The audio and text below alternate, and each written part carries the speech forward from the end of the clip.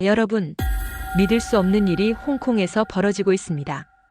홍콩 센트럴 한복판, 그 비싼 임대료로 유명한 금융가에 이상한 일이 일어나고 있습니다.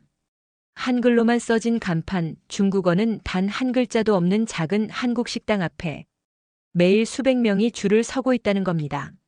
도대체 저 사람들이 왜 저기 서 있는 거지? 30년간 홍콩에서 살아온 영국인 변호사도 이해할 수 없는 광경이었습니다. 더 놀라운 건 이 식당 주인이 홍콩 사람이라는 사실. 그런데 왜 한국 음식을, 왜 중국어를 거부하고, 홍콩 전체가 발칵 뒤집힌 이 한국 백반의 진짜 정체는 무엇일까요? 지금부터 그 놀라운 사연을 직접 들어보겠습니다. 시작에 앞서 좋아요와 구독, 감사합니다. 안녕하세요. 저는 헨리 윌슨입니다. 홍콩에서 30년간 변호사로 일해온 영국인입니다. 제가 오늘 여러분께 들려드릴 이야기는 지난해 여름에 벌어진 일입니다. 홍콩 센트럴 금융가에서 점심시간이면 늘 그랬듯이 식당을 찾고 있었는데 평소와는 다른 광경을 목격하게 되었습니다. 센트럴역에서 도보로 5분 거리에 있는 작은 상가 건물 1층에 새로 생긴 식당이 있었습니다. 그런데 이상했습니다. 간판에 적힌 글자가 한글이었거든요. 한솥 기사식당이라고 네모난 한글 글자들이 또박또박 적혀 있었습니다. 영어도 중국어도 아닌 오직 한글만 써 있는 간판이었습니다. 더 놀라운 건 그 앞에 줄 서 있는 사람들이었습니다. 30명도 넘어 보이는 사람들이 질서정연하게 한 줄로 서서 기다리고 있었거든요. 대부분이 홍콩 현지인들이었습니다. 정장을 차려입은 금융가 직장인들부터 시작해서 나이 드신 할아버지, 할머니들까지 다양한 연령층이 섞여 있었습니다. 제가 30년간 홍콩에 살면서 이런 광경은 처음 보았습니다. 홍콩 사람들이 한국 식당 앞에 이렇게 길게 줄을 서는 모습 말입니다. 더군다나 센트럴 같은 비싼 임대료 지역에서 말이죠. 호기심이 생겨 좀 더 가까이 다가가 보았습니다. 식당 문 앞에는 작은 메뉴판이 붙어 있었는데 역시나 한글로만 적혀 있었습니다. 제육볶음 정식, 김치찌개 정식, 된장찌개 정식 같은 메뉴들이 보였지만 정확히 무슨 음식인지는 알 수 없었습니다. 줄 서 있는 사람들의 표정을 살펴보니 더욱 신기했습니다. 불만이나 짜증을 표하는 사람이 하나도 없었거든요. 오히려 기대에 찬 표정들이었습니다. 마치 뭔가 특별한 것을 기다리는 듯한 모습이었습니다. 그때 식당에서 나오는 냄새를 맡게 되었습니다. 마늘과 생강, 그리고 뭔가 발효된 듯한 깊은 향이 섞인 냄새였습니다. 제가 지금까지 맡아본 어떤 음식 냄새와도 달랐습니다. 매콤하면서도 구수하고 자극적이면서도 편안한 그런 향이었습니다. 점심시간이 거의 끝나가는 시간이었는데도 줄은 줄어들 기미를 보이지 않았습니다.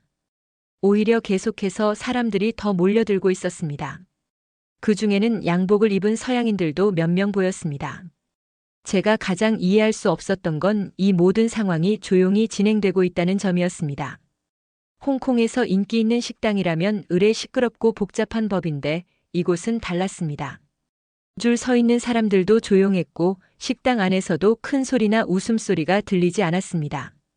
그날 저는 결국 다른 식당에서 점심을 해결했지만 머릿속에서는 계속 그 한국 식당 생각이 떠나지 않았습니다. 대체 무엇이 홍콩 사람들을 그렇게 끌어당기는 것일까요? 한글로만 써진 간판, 낯선 음식 냄새, 그리고 그 조용하면서도 질서정연한 분위기. 모든 것이 수수께끼였습니다. 그리고 며칠 후 저는 다시 그 식당을 찾게 되었습니다. 이번에는 직접 경험해 보기로 마음먹었거든요. 그 다음 주 화요일 점심시간 저는 용기를 내어 그 한국 식당 줄에 서보기로 했습니다. 평소보다 30분 일찍 사무실을 나와서 말이죠. 그런데 막상 가보니 이미 20여 명이 앞서 기다리고 있었습니다. 줄에 서면서 주변을 자세히 관찰할 수 있었습니다. 앞에 서 있던 홍콩 아주머니는 손에 작은 수첩을 들고 뭔가를 적고 있었습니다. 나중에 알게 된 일이지만 그분은 매일 이곳에서 먹은 반찬들의 종류를 기록하고 계셨던 거였습니다. 40분을 기다려서 드디어 식당 안으로 들어갔습니다. 내부는 생각보다 소박했습니다. 테이블 10개 정도가 전부였고 벽에는 한국의 산과 들판 사진들이 걸려 있었습니다. 그리고 한쪽 구석에는 작은 한국 전통 항아리들이 놓여 있었는데 나중에 알고 보니 김치를 담근 항아리들이었습니다. 자리에 앉자마자 놀라운 일이 벌어졌습니다. 주문도 하기 전에 작은 접시들이 테이블 위에 주르륵 나오기 시작한 것입니다. 김치, 도라지 무침, 시금치 나물, 콩나물 무침, 멸치볶음, 달걀말이, 무생채, 그리고 이름 모를 나물 하나까지. 총 8가지의 작은 반찬들이었습니다. 처음엔 이게 다른 손님 것이 잘못 나온 줄 알았습니다. 제가 아직 주문도 안 했는데 말이죠. 그런데 옆 테이블을 보니 모든 테이블에 똑같이 이런 반찬들이 놓여 있었습니다. 이게 바로 한국식 반찬 문화였던 것입니다. 김치를 처음 맛봐 보았습니다. 매콤하면서도 신맛이 나고 아삭아삭한 식감이 입안을 깨끗하게 해주었습니다. 그런데 이상했습니다. 맵긴 했지만 자극적이지 않았고 오히려 계속 먹고 싶어지는 맛이었습니다. 나중에 알게 된 사실이지만 이것이 바로 발효 과정을 거친 음식의 특징이었습니다. 제육볶음 정식을 주문했습니다. 얼마 후 나온 음식을 보고 또 한 번 깜짝 놀랐습니다. 돼지고기를 달콤하고 매콤한 양념에 볶은 것인데 색깔부터가 강렬했습니다. 붉은 고추장 색깔이 선명했거든요. 함께 나온 밥은 윤기가 흘렀고 된장찌개는 구수한 냄새를 풍겼습니다. 첫 숟가락을 뜨는 순간 제 인생의 음식에 대한 관념이 완전히 바뀌었습니다. 제육볶음의 달콤하면서도 매콤한 맛, 된장찌개의 깊고 구수한 맛, 그리고 각각의 반찬들이 가진 고유한 맛들이 입안에서 조화를 이루었습니다. 특히 놀라웠던 건 밥이었습니다. 단순한 흰쌀밥인 줄 알았는데 씹을수록 고소한 맛이 났습니다. 나중에 알게 된 사실이지만 한국에서는 밥을 지을 때도 나름의 철학과 기술이 있다고 했습니다. 식사를 하는 동안 주변을 둘러보았습니다. 모든 손님들이 조용히 그러나 집중해서 음식을 먹고 있었습니다. 누구도 시끄럽게 떠들지 않았고 음식에만 집중하는 모습이었습니다. 이런 식사 문화도 처음 경험하는 것이었습니다. 그런데 가장 인상적이었던 건 따로 있었습니다. 식사를 마치고 일어날 때 옆 테이블. 홍콩 할아버지가 깨끗하게 비운 그릇들을 보며 만족스러운 표정을 짓고 계시는 모습이었습니다. 30년간 홍콩에 살면서 본 어떤 식당에서도 볼 수 없었던 광경이었습니다. 식사를 마치고 계산을 하러 카운터로 갔을 때 진짜 놀라운 일이 벌어졌습니다. 저는 평소처럼 영어로 인사를 건넸습니다. 그런데 카운터에 서 있던 식당 주인이 단호하게 고개를 저었습니다. 그분은 40대 중반으로 보이는 홍콩 남성이었습니다. 놀랍게도 홍콩 사람이었던 것입니다. 저는 당연히 한국 사람일 거라고 생각했거든요. 그런데 더 놀라운 건 그분이 하신 말씀이었습니다. 광동어로 저에게 이렇게 말씀하셨습니다. 이 식당에서는 한국어나 광동어만 사용한다고 말입니다. 30년간 홍콩에서 살면서 이런 경험은 처음이었습니다. 홍콩은 국제도시이고 대부분의 식당에서 영어가 통하는 곳이었거든요. 특히 센트럴 같은 금융가에서는 더더욱 그랬습니다. 다행히 제 옆에서 기다리고 있던 홍콩 할아버지가 도움을 주셨습니다. 그분이 광동어로 제 계산을 도와주시면서 이 식당의 특별한 규칙에 대해 설명해 주셨습니다. 이 식당 사장인 리웨이밍 씨는 3년 전부터 이런 원칙을 고수하고 있다고 했습니다. 한국 음식을 제대로 경험하려면 한국어를 써야 하고 홍콩 사람으로서는 광동어를 지켜야 한다는 신념 때문이라고 했습니다. 처음에는 이해하기 어려웠습니다. 왜 굳이 영어를 거부하는 걸까요? 홍콩에서 영어는 공용어나 다름없는데 말입니다. 하지만 그 할아버지의 설명을 들으면서 조금씩 이해가 되기 시작했습니다. 리 사장은 젊은 시절 한국에서 2년간 생활한 경험이 있다고 했습니다. 그때 한국의 음식 문화와 언어의 아름다움에 깊은 감명을 받았다고 합니다. 특히 한국 사람들이 자신들의 언어와 문화를 얼마나 소중히 여기는지 보고 많은 것을 느꼈다고 했습니다. 홍콩으로 돌아온 후 리 사장은 점점 홍콩의 언어 환경이 바뀌어가는 것을 지켜봤다고 합니다. 광동어 사용이 줄어들고 표준 중국어 사용이 늘어나는 현실을 보면서 많은 고민을 했다고 했습니다. 그래서 3년 전 이 식당을 열면서 결심했다고 합니다. 진정한 한국 음식을 통해 언어와 문화의 소중함을 알리겠다고 말입니다. 한국어든 광동어든 각각의 언어가 가진 고유한 아름다움을 지키겠다는 의미였습니다. 그날 집으로 돌아가는 길에 많은 생각이 들었습니다. 한 홍콩 사람이 한국 문화를 이렇게까지 존중하고 지키려고 하는 모습이 인상적이었습니다. 그리고 그 과정에서 자신의 모국어인 광동어도 함께 지키려는 의지도 놀라웠습니다. 다음 날부터 저는 간단한 한국어를 배우기 시작했습니다. 안녕하세요, 감사합니다, 맛있습니다 같은 기본적인 인사말부터 시작해서 말입니다. 그리고 일주일 후 다시 그 식당을 찾았습니다.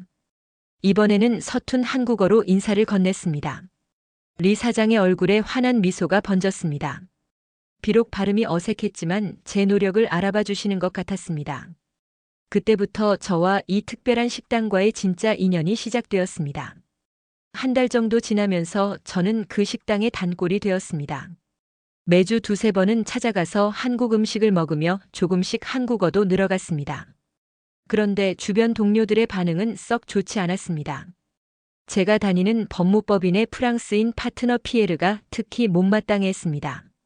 센트럴에서 40년간 고급 프랑스 레스토랑을 운영해온 그는 제가 그런 작은 한국 식당을 다닌다는 사실을 이해하지 못했습니다. 피에르는 기회가 있을 때마다 저에게 충고했습니다. 홍콩에는 훌륭한 프랑스 레스토랑과 이탈리아 레스토랑이 많은데 왜 굳이 그런 서민 음식을 먹느냐는 것이었습니다.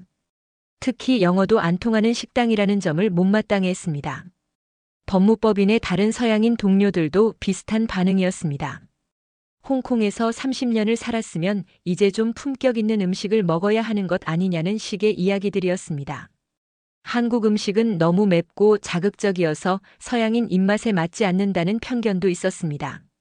하지만 저는 계속해서 그 식당을 찾았습니다. 갈 때마다 새로운 맛을 발견했거든요. 김치찌개의 깊은 맛, 불고기의 달콤함, 나물들의 담백함. 각각의 음식이 가진 고유한 특징들이 저에게는 너무나 흥미로웠습니다. 그런데 어느 날 예상치 못한 일이 벌어졌습니다. 홍콩 보건당국에서 갑작스럽게 그 식당에 위생 점검을 나온 것입니다. 평소에는 별 문제 없이 넘어갔을 사소한 것들이 문제가 되었습니다. 점검관들은 김치 항아리의 보관 방식에 문제를 제기했습니다. 홍콩의 위생 기준에 맞지 않는다는 이유였습니다. 또한 된장과 고추장 같은 발효식품들의 제조 과정과 보관 방법에 대해서도 까다로운 기준을 적용했습니다. 결국 식당은 일주일간 영업정지 처분을 받았습니다. 리 사장은 억울해했지만 어쩔 수 없었습니다. 한국 전통 방식으로 만든 발효식품들이 홍콩의 획일적인 위생 기준에 맞지 않는다는 것이었습니다. 그 소식을 들은 피에르는 오히려 다행이라고 했습니다. 이제야 정신을 차리고 제대로 된 레스토랑에서 식사를 할 수 있게 되었다는 것이었습니다. 다른 동료들도 비슷한 반응이었습니다. 하지만 저는 달랐습니다. 그 일주일 동안 그 식당에서 먹던 음식들이 얼마나 그리운지 깨달았습니다. 다른 식당에서 먹는 음식들이 모두 밋밋하게 느껴졌습니다. 한국 음식의 깊고 복합적인 맛에 익숙해진 제 입맛에는 다른 음식들이 만족스럽지 않았습니다. 그때 저는 결심했습니다. 변호사로서 제가 할 수 있는 일이 있다면 도와드리겠다고 말입니다. 홍콩의 위생 법규와 한국 전통 음식 문화 사이의 갈등을 해결할 방법이 있을 것이라고 생각했습니다. 리 사장에게 연락을 드렸습니다. 법률 자문을 도와드리고 싶다고 말씀드렸습니다. 처음에는 거절하셨지만 제 진심을 알아봐 주셨는지 결국 도움을 받아주시기로 했습니다. 리 사장과 본격적으로 이야기를 나누게 되면서 저는 그분의 놀라운 철학과 신념을 알게 되었습니다. 단순히 한국 음식을 좋아해서 식당을 연 것이 아니었습니다. 훨씬 깊은 의미가 있었던 것입니다. 리 사장은 젊은 시절 서울에서 2년간 어학연수를 했다고 했습니다. 그때 한국 사람들의 음식 문화를 직접 경험하면서 깊은 감명을 받았다고 합니다. 특히 한국 사람들이 밥 한 끼를 대하는 진지한 태도와 발효 음식의 과학적 우수성에 놀랐다고 했습니다. 김치 하나를 담그는데도 수백 년간 전해 내려온 지혜가 담겨 있다는 것을 알게 되었다고 합니다. 단순히 채소를 소금에 절이는 것이 아니라 유산균 발효를 통해 영양가를 높이고 보존성을 늘리는 과학적 원리가 숨어 있다는 것이었습니다. 된장과 고추장도 마찬가지였습니다. 콩을 발효시켜 만드는 이런 장류들은 단백질 함량이 높을 뿐만 아니라 소화를 돕고 면역력을 높이는 효과가 있다고 했습니다. 현대 영양학으로도 증명된 사실들이라고 했습니다. 하지만 리 사장이 이 식당을 연 더 중요한 이유는 따로 있었습니다. 홍콩의 변화하는 언어 환경에 대한 우려 때문이었습니다. 점점 광동어 사용이 줄어들고 홍콩만의 독특한 문화가 사라져가는 현실을 보면서 많은 걱정을 했다고 합니다. 그래서 한국 문화를 통해 언어와 전통의 소중함을 알리고 싶었다고 했습니다. 한국이 일제강점기와 전쟁을 겪으면서도 자신들의 언어와 문화를 지켜낸 것처럼 홍콩도 자신들의 정체성을 지켜야 한다는 믿음이었습니다. 이런 이야기를 들으면서 저는 깊은 감동을 받았습니다. 한 홍콩 사람이 한국 문화를 이렇게까지 깊이 이해하고 존중한다는 사실이 놀라웠습니다. 그리고 그 과정에서 자신의 문화도 함께 지키려는 의지가 더욱 인상적이었습니다. 법적 문제 해결을 위해 자료를 조사하면서 저는 한국 발효식품의 우수성에 대한 과학적 근거들을 찾아보았습니다. 세계보건기구와 유럽연합에서도 인정한 한국 김치의 건강 효과, 일본과 미국에서 연구된 된장의 항암 효과 등 놀라운 자료들이 많았습니다. 이런 자료들을 바탕으로 홍콩 보건당국과 협의했습니다. 한국 전통 발효 방식이 과학적으로 안전하다는 것을 증명하고 위생 기준을 만족시킬 수 있는 대안을 제시했습니다. 쉽지 않은 과정이었지만 결국 합리적인 해결책을 찾을 수 있었습니다. 그 과정에서 저 자신도 많이 배웠습니다. 한국 문화의 깊이와 과학성, 그리고 그것을 지키려는 사람들의 의지를 이해하게 되었습니다. 또한 편견 없이 다른 문화를 받아들이는 것의 중요성도 깨달았습니다. 일주일 후 식당이 다시 문을 열었을 때 저는 그 어느 때보다 기쁜 마음으로 찾아갔습니다. 리 사장의 환한 미소와 함께 나온 김치찌개의 구수한 냄새가 저에게는 승리의 향기처럼 느껴졌습니다. 식당이 재개업한 후 저는 법무법인 동료들에게 적극적으로 이 식당을 소개하기 시작했습니다.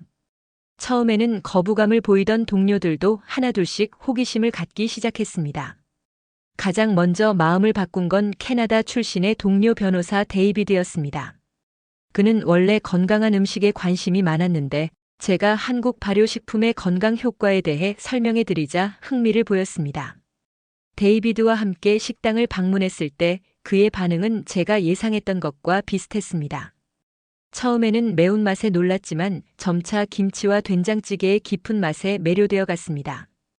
특히 식사 후에 느끼는 개운함과 포만감에 감탄했습니다. 하지만 모든 동료들이 호의적인 것은 아니었습니다. 피에르는 여전히 반대 의견을 고수했습니다. 그는 센트럴 지역의 품격이 떨어진다며 불만을 표시했습니다.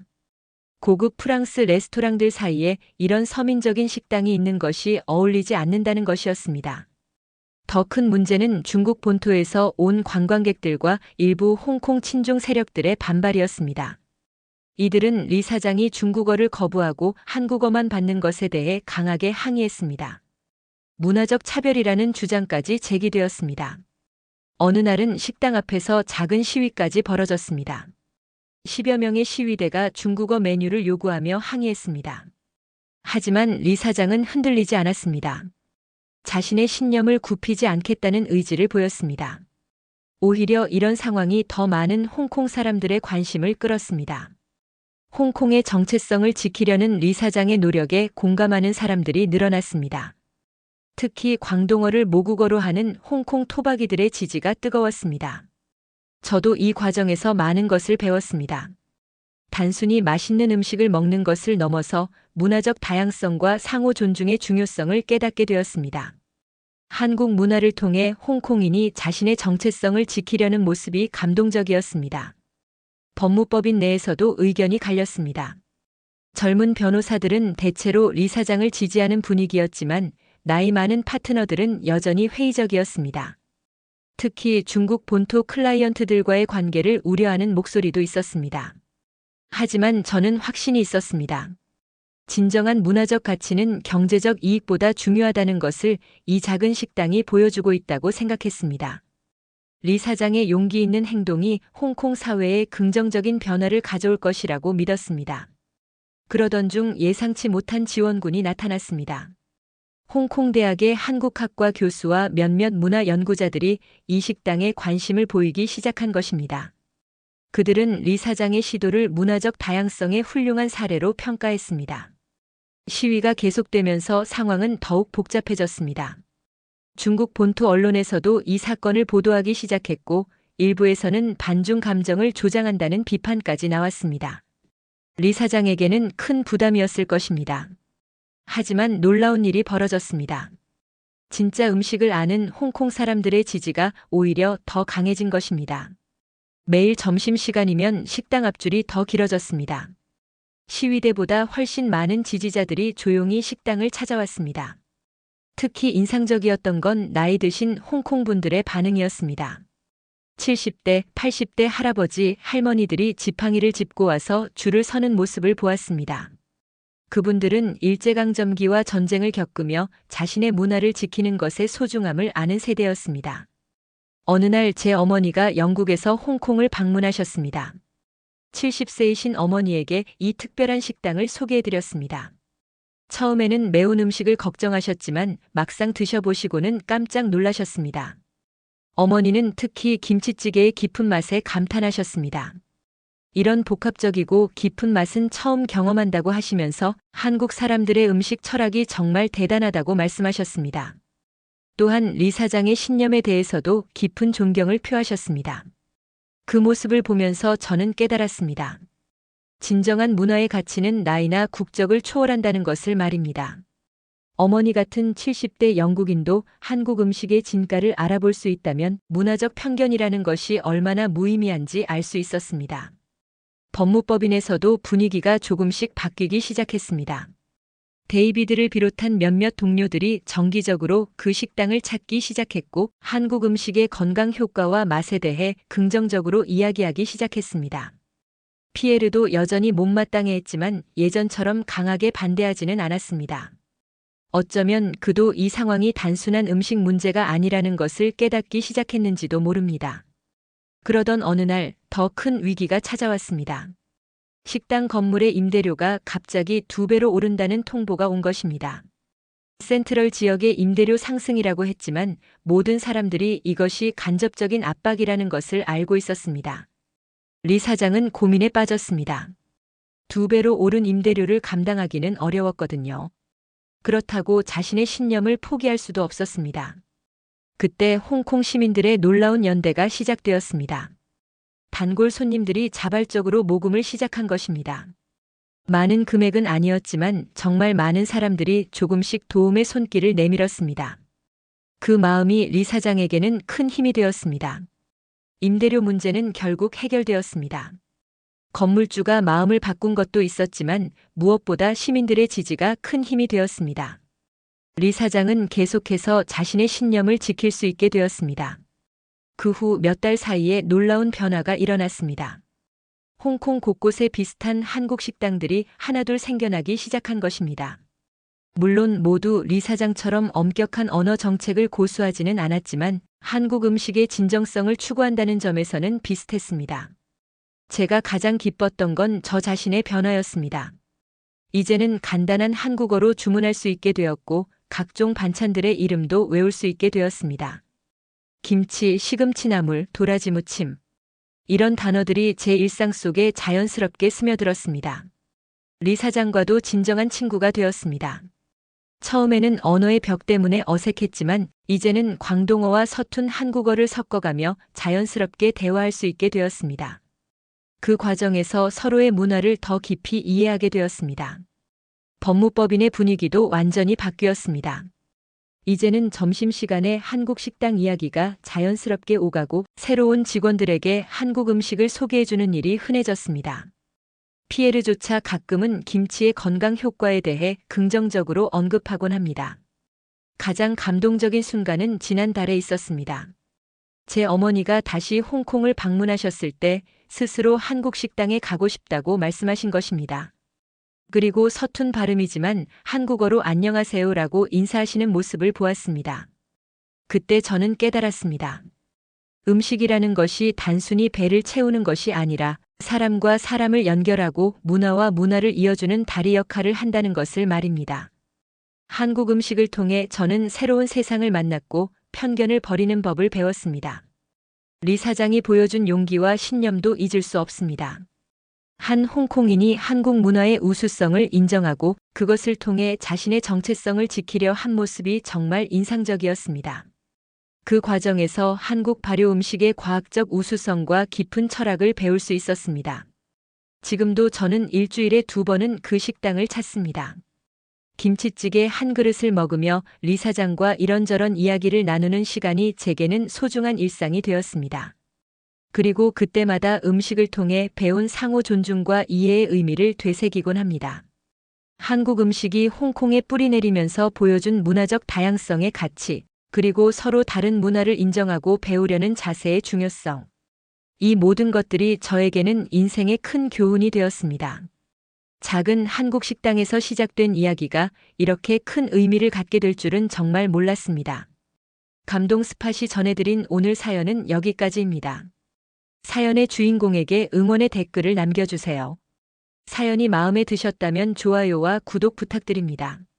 시청해주셔서 감사합니다.